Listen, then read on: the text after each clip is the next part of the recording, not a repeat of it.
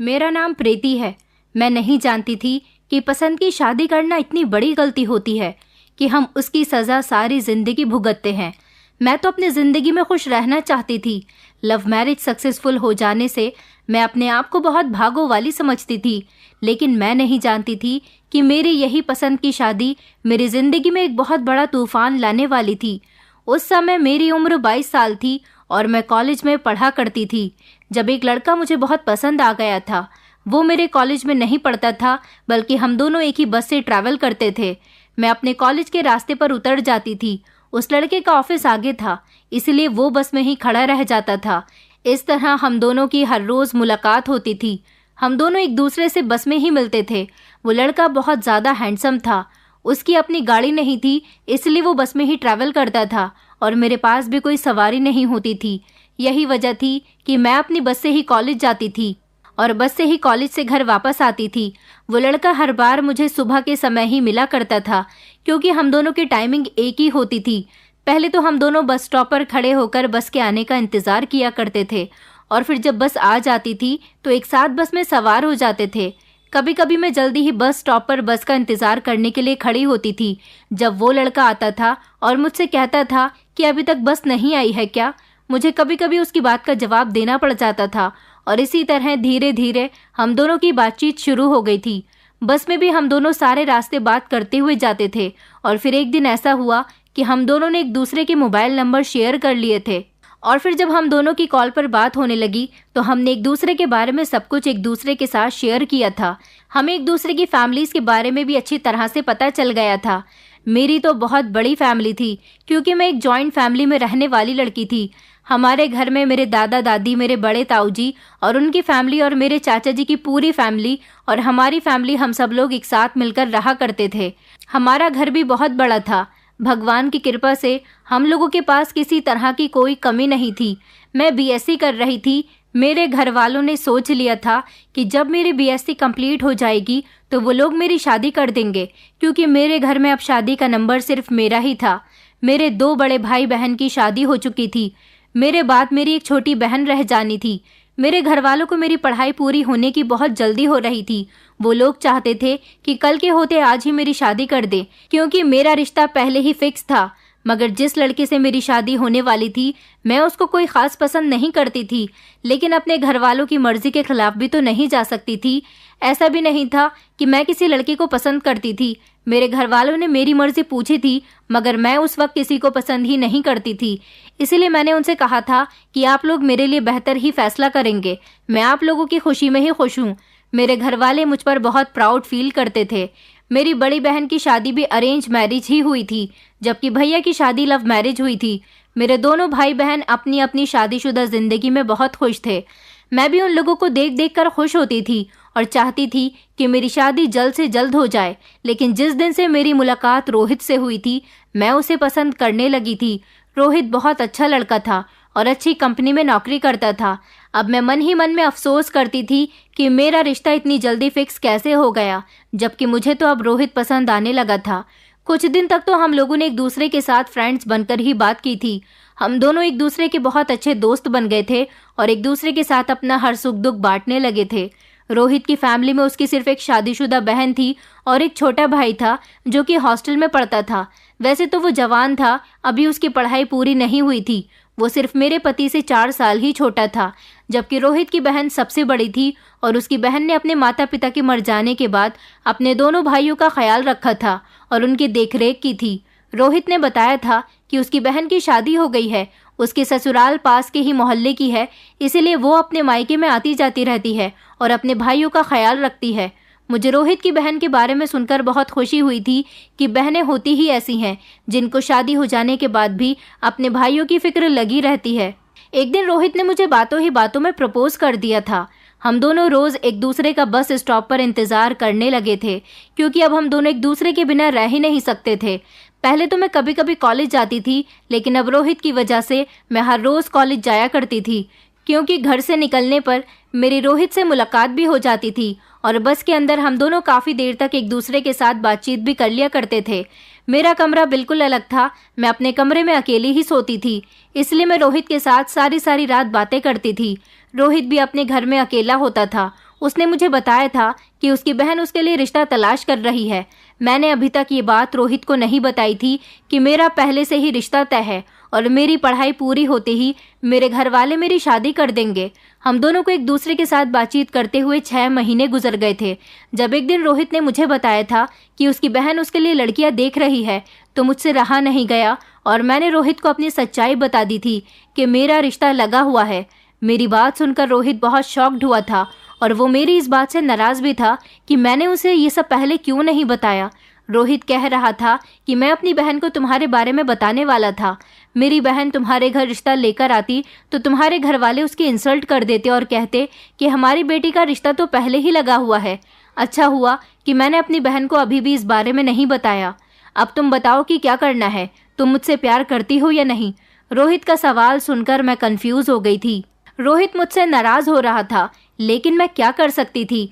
मैं रोहित के प्यार में इतनी खो गई थी कि चाहकर भी उसे ये बात नहीं बता सकी कि मैं पहले ही एंगेज्ड हूँ। मैंने रोहित से कह दिया था कि मैं तुमसे प्यार करती हूँ और सिर्फ तुमसे ही शादी करना चाहती हूँ। तो रोहित कहने लगा, मैं तुम्हारे घर रिश्ता भेजने के लिए तैयार हूँ। तुम्हें अपनी फैमिली के सामने मेरे लिए स्टैंड लेना होगा। तुम्हें अपने फियांसे से शादी करने के लिए इनकार करना होगा। मैं रोहित की बात सुनकर परेशान हो गई थी। मैंने रोहित से कह दिया था कि मैं अपने घर में बात करने की कोशिश करती हूँ, लेकिन ऐसा करना मेरे लिए बहुत मुश्किल था। मेरी समझ नहीं आ रहा था कि मैं अपने घर पर इस बारे में कैसे और किस तरह से बात करूं, क्योंकि जब मेरे घर वालों ने रिश्ता लगने से पहले मुझसे मेरी मर्जी पूछी थी तो मैंने उन्हें हाँ कर दिया था, जिससे उन्हें यही लगा था कि उनकी बेटी किसी को पसंद नहीं करती।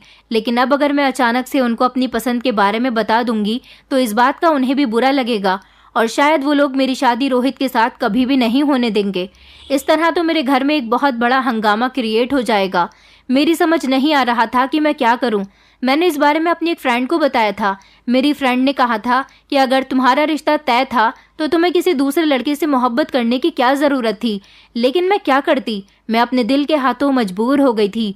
जब बस स्टॉप पर रोहित मुझसे बातचीत करने की कोशिश करता था और बस के अंदर आंखों ही आंखों में मुझे इशारे करता था जो कि मुझे बहुत अच्छे लगते थे, मैं अपनी फीलिंग्स पर कंट्रोल नहीं कर पाई थी और उसकी मोहब्बत को एक्सेप्ट कर बैठी थी। मैंने अपनी फ्रेंड से सजेशन मांगा था, लेकिन उसने मुझसे कहा था कि यहाँ पर तुम गलत हो। तुम्हें अगर कोई लड़का पसंद था तो तुम्हें पहले ही अपने घर वालों को बता देना चाहिए था। लेकिन मेरा रिश्ता तो पिछले 1 साल से लगा हुआ है और मुझे रोहित अभी 6 महीने पहले ही पसंद आया था। अब मेरी समझ नहीं आ रहा था कि मुझे क्या करना चाहिए और क्या नहीं। मैंने इस बारे में जब रोहित से बात की कि मैं अपनी फैमिली से बात करने के लिए हिम्मत नहीं जुटा पा रही हूँ तो रोहित कहने लगा कि इस तरह हम दोनों एक दूसरे से दूर हो जाएंगे। ये तुम्हारी लापरवाही का नतीजा है कि तुमने मुझे इस बारे में पहले नहीं बताया। अगर तुम मुझे इस बारे में पहले बता देती तो मैं तुम्हारे घर वालों से खुद आकर बात करता।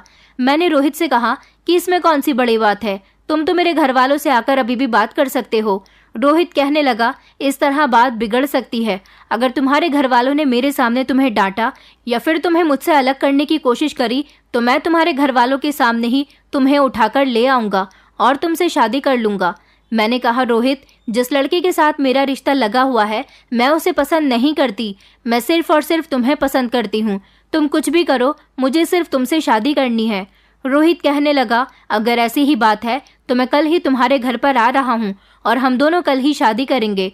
रोहित अब मेरे घर आकर क्या करने वाला था ये तो मुझे भी नहीं पता था, लेकिन मैं अगले दिन का बेसब्री से इंतजार कर रही थी। अगले दिन रोहित हमारे घर पर आया और उसने आकर मेरे पापा और मेरे ताऊ जी से हम दोनों के रिश्ते के बारे में बात की थी।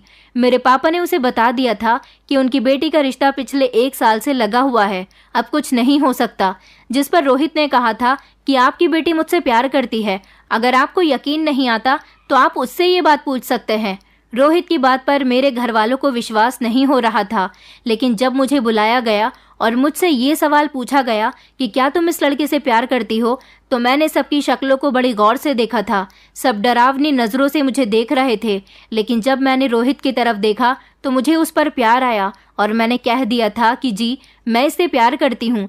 मेरे घर वालों को इस बात पर बहुत गुस्सा आया था और मैंने ये भी कह दिया था कि मैं इससे ही शादी करना चाहती हूँ। जहाँ पर आप लोगों ने मेरा रिश्ता लगाया हुआ है वहाँ से ख़त्म कर दीजिए, क्योंकि मैं उस लड़के को पसंद नहीं करती। इस बात पर मेरे ताऊजी ने कहा था कि बदतमीज़ लड़की, ये बात तुम पहले नहीं बता सकती थी। अब क्या तुम अपने घर परिवार वालों की इज्जत के साथ खेलना चाहती हो? रोहित कहने लगा, अंकल, मैं आपकी बेटी को बहुत खुश रखूंगा। मैं अच्छी नौकरी करता हूँ और मुझे यकीन है कि आपने जहाँ पर अपनी बेटी का रिश्ता तय किया हुआ है वहाँ से कई गुना बेहतर आपकी बेटी मेरे साथ खुश रहेगी। रोहित की बात सुनकर मेरे घर वालों ने साफ इनकार कर दिया था कि वो मेरी शादी किसी भी हाल में रोहित के साथ नहीं करेंगे। लेकिन मैंने भी अपने घर वालों से बोल दिया था कि अगर आप लोगों ने मेरी शादी रोहित के साथ नहीं की तो मैं शादी वाले दिन ही इस घर से भाग जाऊंगी। मेरी इस बात पर मेरे पूरे परिवार को शॉक लग गया था और उन लोगों को बहुत गुस्सा आया था, जिस पर मेरे पिता ने कहा था कि तुम अभी और इसी वक्त इस लड़के के साथ हमारे घर से निकल जाओ, क्योंकि हमें तुमसे ऐसी उम्मीद नहीं थी। इससे पहले कि तुम हमारी इज्जत के साथ और खिलवाड़ करो, तुम अभी और इसी वक्त यहाँ से चली जाओ। हम लड़के वालों से खुद माफ़ी मांग लेंगे, क्योंकि अभी तो हम लोग इस बात को दबा सकते हैं, लेकिन शादी वाले दिन नहीं दबा सकेंगे। मेरे ताऊजी ने पापा को समझाने की कोशिश भी की थी, मगर पापा ने कहा था कि मेरी बेटी अगर इस लड़के के साथ शादी करना चाहती है तो इस घर से निकल जाए और इसके साथ शादी कर ले। हम इससे कोई भी संबंध नहीं रखेंगे। इस तरह मैं रोहित के साथ घर से निकल आई थी और मेरे घर वालों ने मेरे साथ सारे रिश्ते नाते तोड़ दिए थे। मुझे बहुत रोना आया था, मगर मैं क्या कर सकती थी। प्यार को जीतने के लिए कुर्बानी तो देनी ही पड़ती है। इस तरह रोहित और मैंने कोर्ट मैरिज कर ली थी और रोहित कोर्ट मैरिज करने के बाद मुझे अपने घर ले गया था। रोहित का घर बहुत अच्छा था। जैसे ही मैं रोहित के घर के अंदर दाखिल हुई तो सामने ही एक औरत बैठी हुई थी। इसके बारे में मेरे पति ने बताया कि ये उसकी बहन है। मैंने उनको नमस्ते किया था जब उन्होंने रोहित से पूछा कि ये लड़की कौन है, और रोहित ने बताया कि ये तुम्हारी भाभी है। मैंने इस लड़की के साथ शादी कर ली है। अब तुम्हें लड़कियां तलाश करने की ज़रूरत नहीं है। अपने भाई की ये बात सुनकर वो बुरी तरह से चौंक गई थी और कहने लगी थी कि ये तुमने क्या किया? मैंने तुम्हारे लिए अपनी पसंद की लड़की से तुम्हारा रिश्ता पक्का कर दिया था और तुम शादी करके आ गए हो। तुम्हें इस बारे में मुझे बताना तो चाहिए था। रोहित कहने लगा कि इसमें कौन सी बड़ी बात है। प्रीति भी मेरे लिए अपना रिश्ता तोड़कर आई है, यहाँ तक कि इसके घर वालों ने भी इससे सारे संबंध खत्म कर दिए हैं। तुम भी लड़की वालों को हमारे रिश्ते से इनकार कर दो और कह दो कि तुम्हें लड़की पसंद नहीं आई, बस बात खत्म हो जाएगी। लेकिन मेरी नंद को मेरे पति की ये बात बहुत बुरी लगी थी और वो अपने भाई से बहुत नाराज हो रही थी। मुझसे तो वो बात तक नहीं कर रही थी। रात का समय हो गया था। मेरा पति हाथ पकड़कर मुझे अपने कमरे में ले गया था और बाजार से लाकर उसने मुझे खाना भी खिला दिया था। उसके बाद हम दोनों ने अपनी ज़िंदगी की नई शुरुआत की थी। मैं अपने पति के साथ बहुत खुश थी। अगले दिन जब मैं अपने कमरे से बाहर आई तो ये देखकर दंग रह गई थी कि मेरी नंद बाहर आंगन में बैठी हुई नाश्ता कर रही थी। मैंने अपनी नंद को गुड मॉर्निंग कहा और पूछा कि दीदी आप कब आई? तो वो चौंकते हुए कहने लगी कि कब आई से क्या मतलब, मैं तो इसी घर में रहती हूँ, ये मेरा घर है। मैं अपनी नंद की बात पर बहुत हैरान हुई थी और उससे कुछ भी कहे बिना किचन में नाश्ता बनाने के लिए चली गई। नाश्ता लेकर मैं अपने कमरे में आ गई थी और अपने पति के साथ नाश्ता करने लगी। जब मैंने अपने पति से पूछा कि आपकी बहन क्या इस घर में ही रहती है, मेरा पति कहने लगा हाँ, वो कुछ दिनों से हमारे घर पर आई हुई है। उनके पति से उनका झगड़ा हो गया, कुछ दिनों बाद अपने घर वापस चली जाएंगी। अपने पति की बात सुनकर मैं खामोश हो गई थी। मेरा पति ऑफिस जाने के लिए घर से निकल गया था। मुझे बहुत खुशी हो रही थी कि जिस इंसान से मैं प्यार करती थी आज मैं उसकी पत्नी बनकर उसके घर में थी। मैं अपने कमरे की सफाई करने के बाद अपने कमरे में ही बैठी हुई थी। मेरे पति के कमरे में टीवी लग रहा था और मैं टीवी देख रही थी जब मेरी नंद गुस्सा करती हुई कमरे के अंदर दाखिल हुई और जोर से कहने लगी कि अरे ओ महारानी, यहाँ पर क्या टीवी देखने के लिए आई हो? घर का कोई काम नहीं करना है क्या? मैंने अपनी नंद से कहा दीदी आप मुझे बता दो क्या काम करना है, मैं कर लूँगी। तो वो कहने लगी कि कमरे से बाहर निकलो तब तो कुछ बताऊंगी ना। उन्होंने मुझसे कहा था कि किचन में खड़े होकर दोपहर का खाना बनाओ और फिर उसके बाद कपड़े भी धो देना। मैं अपनी नंद की बात सुनकर किचन में खाना बनाने के लिए चली गई थी और फिर खाना बनाकर जैसे ही फ्री हुई तो कपड़े धोने के लिए मैंने वॉशिंग मशीन लगा ली थी। मुझे वॉशिंग मशीन लगाते हुए देखकर मेरी नंद कहने लगी अरे अरे ये क्या हो रहा है? मैंने कहा दीदी मशीन लगा रही हूँ, कपड़े धोने हैं ना। तो कहने लगी कि ये मशीन तुम्हारे बाप की नहीं है जो तुम इस मशीन में कपड़े धोगी, ये मशीन मेरी माँ की है, तुम हाथ से कपड़े धो। वैसे भी वॉशिंग मशीन चलाने से लाइट का बिल ज़्यादा आता है।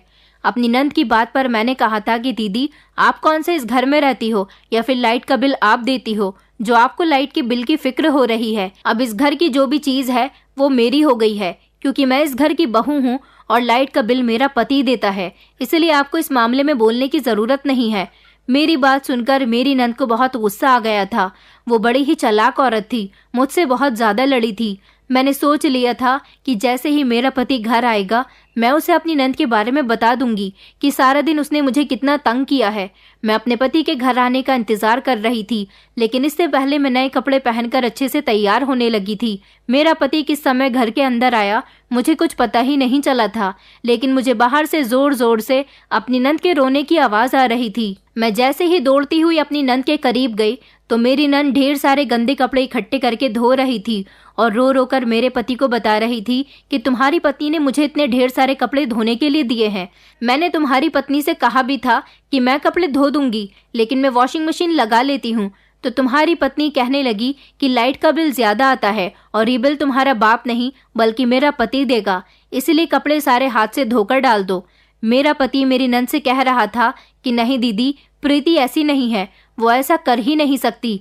मेरी नंद रोते हुए कहने लगी, अभी शादी का एक दिन ही हुआ है तो तुम उसके दीवाने हो गए हो, और इस लड़की ने आज ही तुम्हारे पीछे मेरे साथ इतने अत्याचार किए हैं, मेरे साथ बदतमीजी की है, तो आगे चलकर वो ना जाने क्या क्या करेगी। मेरा पति थका हारा ऑफिस से आया था और अपनी बहन की बातें सुनकर बहुत ज्यादा परेशान हो गया था। वो मेरी तरफ देखकर कह रहा था, क्या जो दीदी कह रही है वो सब सच है? मैंने रोहित से कहा, रोहित, तुम्हारी दीदी झूठ बोल रही हैं, बल्कि इन्होंने मुझसे कपड़े धोने के लिए कहा था और जब मैं वॉशिंग मशीन लगाने लगी तो इन्होंने यही सारी बातें मुझसे कही थी जो ये मेरा नाम लेकर तुम्हें बता रही है। मेरा पति हम दोनों को डांटने लगा और कहने लगा कि खामोश हो जाओ तुम दोनों और अब मुझे खाना दे दो, मुझे भूख लग रही है। मैं अपने पति के लिए खाना लेकर आ गई थी, मगर मैं अपने पति से नाराज थी कि अभी हमारी शादी को 24 घंटे भी नहीं हुए थे कि इस घर में हंगामा होना शुरू हो गया था। मेरी जिंदगी अब इसी तरह से गुजरनी शुरू हो गई थी। मेरी नंद अब हर रोज मेरे साथ कोई ना कोई ऐसी हरकत जरूर करती थी जिससे वो मुझे बुरी लगने लगी थी। मेरी शादी को धीरे धीरे 1 महीना हो गया था और हर रोज मेरा और मेरी नंद के बीच झगड़ा किसी न किसी बात पर जरूर होता था। मैं अपने पति से कहती थी कि दीदी किस दिन हमारे घर से जाने वाली है। मेरा पति कहता था कि वो मेरी बहन है और जब तक चाहे यहाँ पर रह सकती है, मैं अपनी बहन को घर से तो नहीं निकाल सकता। और इधर मेरी नंद थी कि मेरे और मेरे पति के बीच में दरार पैदा करने की कोशिश कर रही थी। कुछ ही दिन गुजरे थे कि मुझे पता चला कि मैं माँ बनने वाली हूँ, जिसकी खुशी मेरे पति को बहुत हुई थी, मगर मैं ये नहीं जानती थी कि ये खुशी मेरे पति के लिए सिर्फ कुछ ही दिनों की है।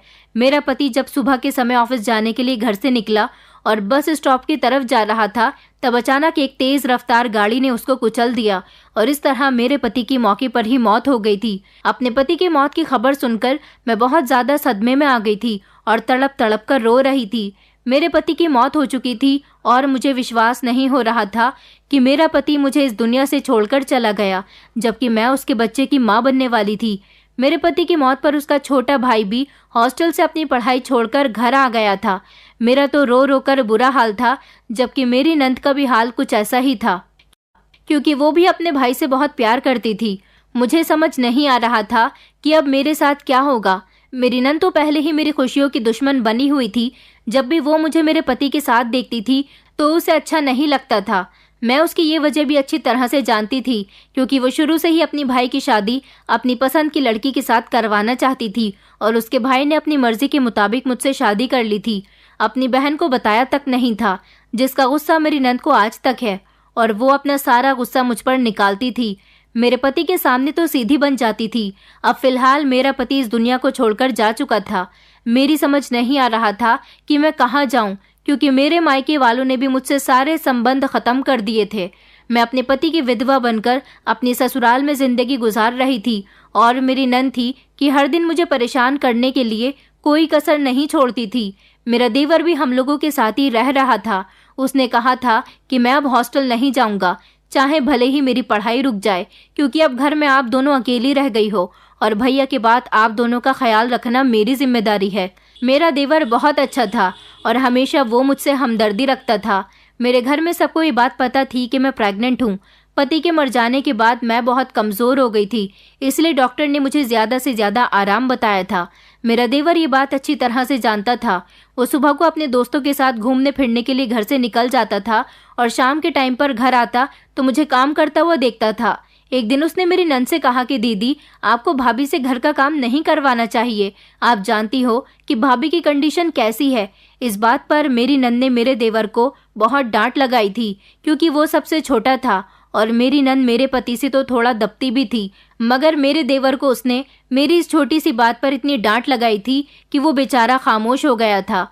मेरी नंद ने कहा था कि तुम्हें घर के मामलात में बोलने की ज़रूरत नहीं है। तुम जानते हो कि ये लड़की तुम्हारे भाई के साथ भागकर आई थी और इसने तुम्हारे भाई की ज़िंदगी को ख़राब कर दिया था। सारा सारा दिन उसे परेशान करती रहती थी, उसका खूब पैसा उड़ाती थी। तुम्हारा भाई इससे तंग आ चुका था, तभी तो बेचारा मेरा भाई इस दुनिया से इतनी जल्दी चला गया। तुम क्या जानो कि ये कैसी है, और तुम हो कि इसकी तरफदारी करने लग गए हो। मेरा देवर मेरी नंद से कहने लगा कि दीदी, वो माँ बनने वाली है, मैं इसीलिए कह रहा हूँ। तो मेरी नंद कहने लगी कि इसमें कौन सी बड़ी बात है, हर औरत जब माँ बनती है तो घर के सारे कामकाज करती है। अब ये हमारे घर में फ्री में तो नहीं रह सकती। मेरा देवर अपनी बहन की बात सुनकर खामोश हो गया था। मैं पहले तो अपनी नंद को अपने पति की वजह से एक दो जवाब दे भी दिया करती थी, लेकिन अब मैं जानती थी कि अब मुझे अपनी नंद की हर बात को बर्दाश्त करना होगा, क्योंकि अगर मैंने अपनी नंद के साथ बदतमीजी की या कोई लड़ाई झगड़ा किया तो वो मुझे इस घर से निकाल देगी। इसके बाद मैं कहाँ जाऊंगी। इसलिए मैं अपनी नंद के सारे अत्याचार खामोशी से बर्दाश्त करती रहती थी और ये सब कुछ मेरा देवर देखता रहता था। और फिर मैं माँ भी बनने वाली थी, इसलिए मैं चाहकर भी कुछ नहीं कर सकती थी। मेरी तबीयत ठीक नहीं थी, मेरा ब्लड प्रेशर बहुत हाई चल रहा था। डॉक्टर ने मुझे कम नमक और कम मिर्च के खाने का बताया था। कहा था कि अगर तुम्हारा ब्लड प्रेशर नॉर्मल नहीं हुआ तो बच्चे की जान को खतरा भी हो सकता है।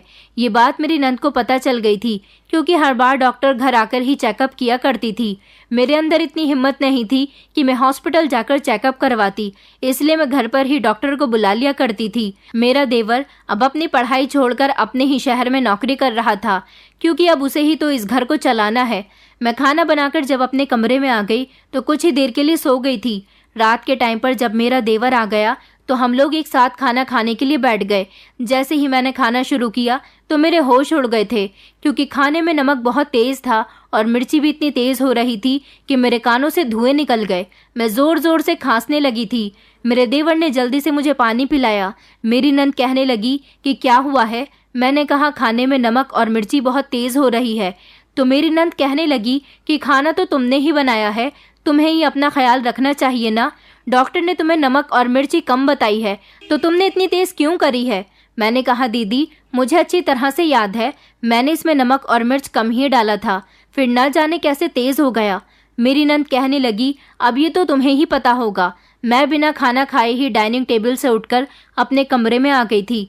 आधी रात के समय मुझे बहुत तेज़ भूख लग रही थी, लेकिन खाने में नमक मिर्च इतना तेज़ था कि ना तो मैंने खाना खाया था और ना ही मेरी नंद और मेरे देवर ने। शायद वो दोनों मार्केट से खाना मंगाकर खा चुके थे, लेकिन मैं अभी तक भूखी बैठी हुई थी। मुझे बहुत कमज़ोरी महसूस हो रही थी, इसलिए मैं किचन में जूस पीने के लिए चली गई। जूस पीने के बाद मैं सो चुकी थी। अगले दिन जब मैं सीढ़ियों से नीचे उतर रही थी तब अचानक मेरा पैर फिसल गया था और मैं गिरने ही वाली थी कि मेरे देवर ने हाथ पकड़कर मुझे रोक लिया और इस तरह मैं सीढ़ियों से गिरने से बच गई थी। मैंने अपने देवर को शुक्रिया कहा था, अगर मैं गिर जाती तो शायद मेरे बच्चे को भी नुकसान हो सकता था। लेकिन ये देखकर मैं दंग रह गई थी कि सीढ़ियों पर सरसों का तेल पड़ा हुआ था। ये तेल आखिर किसने डाला था? ज़रूर ये काम मेरी नंद ने ही किया होगा। मैं समझ गई थी, मगर मैं इस बात से परेशान थी कि मेरी नंद ने आखिर ऐसा क्यों किया था। मेरा देवर कहने लगा कि भाभी आप जाओ, मैं सीढ़ियों से तेल साफ कर देता हूँ, आप आराम करो। मुझे तो अब अपनी नंद से डर लगने लगा था कि आखिर वो क्या चाहती थी। मेरी शादी को 6 महीने गुजर गए थे, मगर अभी तक मेरी नंद एक बार भी अपनी ससुराल नहीं गई थी। मुझे तो लगता ही नहीं था कि उसकी शादी हो चुकी है। आखिर उसकी अपने पति से कैसी लड़ाई थी कि ना तो वो अपने ससुराल जा रही थी और ना ही उसका पति उसे लेने के लिए आ रहा था। मेरा देवर भी अपनी बहन से बहुत डरता था और अब तो मैं भी उससे दबकर ही रहती थी। जब से मेरे पति की मौत हुई थी, मेरे देवर को अपने काम के सिलसिले में दूसरे शहर जाना था और वो अब 2 दिन के बाद घर आने वाला था। उसने बात हम लोगों को बता दी थी और वो अगले ही दिन अपना सामान पैक करके घर से निकल गया था। अब घर पर मैं और मेरी नंद अकेले ही रह गए थे। मेरी तबीयत बिल्कुल भी ठीक नहीं थी, क्योंकि ना तो मुझे ठीक से खाना मिल रहा था और ना ही मुझे ढंग से आराम करने को मिल रहा था। अब मेरा देवर भी घर से जा चुका था, इसलिए मेरी नंद ने मुझे और तंग करना शुरू कर दिया था। वो बेवजह ही मुझसे घर के सारे काम करवाती थी। साफ बर्तन को भी 2-2 बार धोने को कहती थी और बार बार कपड़े धुलवाया करती थी और मुझे वजन उठाने को बोल रही थी, लेकिन मैं अभी वजन नहीं उठा सकती थी। मैं उससे इस बात पर जब लड़ने बैठ गई तो उसने मुझे बुरी तरह से मारा था। मेरा एक दिन तो इसी तरह से गुजर गया था और दूसरे दिन मेरी नंद अपने किसी रिश्तेदार के यहाँ चली गई थी, तो सारा दिन मैं घर पर अकेली थी और मेरा वो दिन बहुत सुकून से गुजरा था। रात के समय जैसे ही मेरी नंद घर आई तो खाना खाकर सो गई थी। शायद वो थकी हुई थी। अगले दिन सुबह के 11 बज रहे थे जब मेरी नंद सोकर उठी और मुझसे नाश्ता मांग रही थी। मैंने उसे चाय बनाकर दी और नाश्ते में पराठे भी बना दिए थे। उसने नाश्ते से भरी प्लेट को जमीन पर फेंक दिया और कहने लगी कि मुझे ये नहीं चाहिए, मेरे लिए ब्रेड और ऑमलेट लेकर आओ। मैं खामोशी से फर्श पर पड़ी हुई गंदगी को साफ करने लग गई थी और अपनी किस्मत पर रो रही थी। आज मुझे बेहद अफसोस हो रहा था कि मैं अगर अपने पिता की मर्जी के मुताबिक शादी कर लेती तो मुझे ये दिन नहीं देखना पड़ता, क्योंकि मैं बहुत बड़ी तकलीफ से गुजर रही थी। मैं प्रेग्नेंट थी और मुझे सख्त से सख्त आराम की ज़रूरत थी और अच्छी डाइट की ज़रूरत थी, लेकिन मुझे तो इस घर में रहते हुए सुकून नहीं मिल रहा था। फर्श साफ करने के बाद मैं अपनी नंद के लिए नाश्ता बनाकर ले आई थी। उसने नाश्ता कर लिया था और फिर उसने मुझे दवाई दी थी और कहने लगी कि ये दवाई अभी मेरी आंखों के सामने खा लो। मैंने अपनी नंद से कहा कि आखिर ये किस चीज़ की दवाई है, तो वो कहने लगी कि मैंने तुमसे जितना कहा है उतना कर लो, वरना तुम्हें धक्के मारकर इस घर से निकाल दूंगी। मैं अपनी नंद से कहने लगी, लेकिन दीदी आप मुझे बताओ तो सही कि ये किस चीज़ की दवाई है। मेरी नंद कहने लगी कि ज़्यादा सवाल जवाब मत करो, बस जल्दी से खा लो। मैंने ठान लिया था कि मैं ये दवाई किसी भी हाल में नहीं खाऊंगी, इसलिए अपनी नंद से कह दिया था कि मैं ये दवाई जब तक नहीं खाऊंगी जब तक आप मुझे बता नहीं देती कि इस दवाई से क्या होगा। फिर मेरी नंद ज़ोर ज़ोर से हंसने लगी और कहने लगी कि ये मिसकैरेज की दवाई है, इसको खाने से तुम्हारा मिसकैरेज हो जाएगा। मैं अपनी नंद की बात पर बड़ी हैरान हुई थी। मैंने कहा था कि तुम मेरे बच्चे को क्यों मारना चाहती हो, मैं ये दवाई कभी नहीं खाऊंगी। तो वो कहने लगी कि ये दवाई तो तुम्हें ज़बरदस्ती खानी ही होगी, अगर तुमने नहीं खाई तो मैं तुम्हें इस घर से निकाल दूंगी। मैंने कहा मैं अपने बच्चे को किसी भी हाल में नहीं मारूंगी, ये रोहित और मेरी निशानी है, मैं अपने बच्चे की परवरिश करूंगी। मेरी नंद कहने लगी तुम इसकी परवरिश तो बाद में करोगी, इससे पहले ये बच्चा ही इस दुनिया में नहीं आएगा, क्योंकि मुझे अपने मायके में हिस्सा चाहिए। अगर तुम्हारा बच्चा पैदा हो गया तो कानूनी तौर पर इसका हक बनता है। इस तरह तो मेरा नुकसान हो जाएगा, क्योंकि फिर 3-3 हिस्से बनेंगे। ये बच्चा मेरे भाई का हिस्सा ले लेगा, जबकि अब मेरा भाई नहीं रहा तो इसका हिस्सा भी इस घर से खत्म हो चुका है। इसलिए अब इस घर में सिर्फ हम 2 भाई बहन का हिस्सा ही बचा है। यही वजह है कि इस बच्चे को मारना बहुत ज़रूरी है। अपनी नंद की चालाकी और शैतानी दिमाग के बारे में सोच सोचकर मुझे हैरानी हो रही थी। मैंने अपनी नंद से कहा कि तुम कितनी घटिया औरत हो, तुम्हें शर्म नहीं आती अपने भाई और उसके बच्चे के बारे में ऐसा कहते हुए। तुम इस घर में शादी होने के बावजूद भी रह रही हो और अब चाहती हो कि इस घर में तुम्हें हिस्सा भी मिल जाए। मेरी नंद कहने लगी हाँ, ये मेरा घर है, इसीलिए मैं यहीं पर रहूंगी। मैंने कहा तुम जाओ यहाँ से, ये मेरा घर है, तुम्हारा घर तुम्हारा ससुराल है। मेरी नंद कहने लगी अब तू मुझसे ज़बान लड़ाएगी। मेरी नंद ने मेरे मुंह पर एक जोरदार थप्पड़ मार दिया था, जिसकी वजह से मैं ज़मीन पर गिर गई थी और बुरी तरह से रोने लगी थी। मेरी नंद ने मेरे बाल पकड़ लिया और मुझे घसीटते हुए दरवाजे तक ले आई थी। कहने लगी अगर दवाई खानी है तो इस घर में रहना होगा, वरना तेरी इस घर में कोई जगह नहीं है, तू यहाँ से निकल जा। मैं अपनी नंद से गिड़गिड़ा रही थी और कह रही थी कि दीदी प्लीज़ मेरे साथ ऐसा मत करो। वो मुझे घसीटते हुए दरवाजे तक ही लेकर आई थी जब अचानक मेरा देवर दरवाजे पर आ गया और उसने मुझे मेरी नंद से बचा लिया। वो कहने लगा दीदी आप ये सब कुछ क्या कर रही हो। मेरी नंद ने मेरे देवर से उसी तरह झूठ बोल दिया था जैसे वो मेरे पति के सामने बोलती थी। ऐसे ही उसने मेरे देवर के सामने भी कहा था कि इसे हमारे भाई का हिस्सा चाहिए, इसका बच्चा अभी दुनिया में आया भी नहीं है और ये कह रही है कि मुझे मेरे बच्चे का इस घर से हिस्सा चाहिए, इसलिए मैं इसे इस घर से निकाल रही हूँ।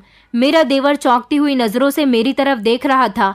मैं रोते हुए अपने देवर की तरफ इनकार करते हुए सर हिला रही थी। मेरे देवर ने मुझे संभाला और कमरे के अंदर लेकर आ गया था। वो मेरे साथ साथ मेरे कमरे में आ गया था और उसने कमरे का दरवाज़ा बंद कर लिया था, जबकि मेरी नंद गुस्सा होती हुई अपने कमरे में चली गई थी। मैं शुक्र का सांस ले रही थी कि सही टाइम पर आकर मेरे देवर ने मुझे बचा लिया था। मेरा देवर मुझसे कहने लगा, भाभी क्या सच में आपको इस घर में भैया का हिस्सा चाहिए? तो मैंने उससे कहा, नहीं रोहन, मुझे इस घर में कोई हिस्सा नहीं चाहिए, बल्कि मैं तो इस घर में रहना चाहती हूँ। तुम्हारे भैया से जब मैंने शादी की थी तो मेरे घर वालों ने मुझसे सारे संबंध खत्म कर दिए थे, इसलिए मेरे पास कोई ठिकाना नहीं है। मुझे इस घर में रहने के लिए सिर्फ जगह चाहिए। मैं तो इस घर में अपने पति की विधवा बनकर रहना चाहती हूँ। सारी जिंदगी उसके और उसके बच्चे के नाम कर देना चाहती हूँ। तुम्हारी दीदी झूठ बोल रही है। मेरा देवर कहने लगा, भाभी मैं जानता हूँ कि दीदी झूठ बोल रही है, क्योंकि आपकी सच्चाई आपकी आंखों से पता लग रही है। उस दिन खाने में नमक मिर्च डालते हुए मैंने दीदी को देख लिया था, और फिर सीढ़ियों पर तेल भी दीदी ने ही डाला था। मैं सब जानता हूँ कि दीदी आपको बहुत परेशान करती है, और मैं ये भी जानता हूँ कि वो हमारे घर में हमेशा हमेशा के लिए बसना चाहती है, तभी तो इतने समय से अपनी ससुराल नहीं जा रही है। आप बेफिक्र रहो, भैया आपसे बहुत प्यार करते थे। मैं कभी आपको इस घर से नहीं जाने दूंगा। बस मेरी एक शर्त है जो आपको माननी पड़ेगी। मैंने अपने देवर से कहा कि हाँ बताओ, तुम्हारी कौन सी शर्त है? उसने जो मुझे शर्त बताई उसे सुनकर तो मेरे पैरों तले से जमीन निकल गई थी। उसने मुझसे कहा था, भाभी मैं आपसे शादी करना चाहता हूँ। मैं आपको इस घर में जगह देना चाहता हूँ। कानूनी तौर पर आप इस घर में रह सकोगी, क्योंकि दीदी अब आपको घर से निकालने के लिए कुछ भी कर सकती है, लेकिन जब आप मेरी पत्नी बन जाओगी तो आपको इस घर से कोई नहीं निकाल सकता। मैं अपने देवर से शादी करने के लिए तैयार नहीं थी। मैंने उससे कहा कि तुम ये कैसी बातें कर रहे हो, मैं तुमसे शादी नहीं कर सकती। मैं तुम्हारे भैया से बहुत प्यार करती थी। मेरा देवर कहने लगा, भाभी अभी आपने बच्चे को जन्म नहीं दिया है। जब बच्चा इस दुनिया में आ जाएगा तो अपने पिता का नाम पूछेगा, तो आप उसे क्या बताओगी कि उसका पिता इस दुनिया से जा चुका है? और क्या सारी जिंदगी आप दीदी के अत्याचार इसी तरह से सहती रहोगी? अगर आप चाहती हो कि आपका बच्चा और आप इस घर में हंसी खुशी जिंदगी गुजारो तो आपको ये कदम उठाना पड़ेगा। अपने देवर की बात सुनकर मैं कंफ्यूजन का शिकार हो गई थी। मेरी कुछ समझ नहीं आ रहा था कि मैं क्या करूं। मेरी नंद की हरकतें तो दिन ब दिन बढ़ती जा रही थी, इसलिए मैंने अपने देवर की बात मान ली थी। इस तरह मेरी शादी मेरे देवर के साथ हो गई, और मेरी नंद जो कि मुझे इस घर से निकालना चाहती थी वो और ज़्यादा परेशान हो गई थी, क्योंकि अब इस घर में मेरा मकाम पहले जैसा बन गया था। मेरा देवर कह रहा था कि मैं अपनी दीदी की इज्जत करता हूँ और उनसे डरता नहीं हूँ। बस इसीलिए कभी भी मैंने उन्हें कुछ भी गलत करने से रोकने की कोशिश नहीं की। मगर दीदी अब हद से ज़्यादा गिरती जा रही हैं, इसलिए उनको सबक सिखाने का सिर्फ एक यही अच्छा रास्ता है। मेरी नंद ने हम दोनों की शादी पर बहुत हंगामा किया था, क्योंकि वो जो चाहती थी वो नहीं हो सका था। मेरी नंद फिर से मेरे साथ वही सब कुछ करना चाहती थी जो वो मेरे पहले पति के साथ कर चुकी थी, हमेशा मेरे पति को मेरे खिलाफ भड़काना। अब वो रोहन के साथ भी ऐसा ही करने लगी थी, मगर रोहन उनकी बातों में नहीं आता था। रोहन यही चाहता था कि उनके पति आकर उन्हें यहाँ से लेकर जाएं और खामोशी से ये मैटर सॉल्व हो जाए, मगर ऐसा नहीं हुआ था।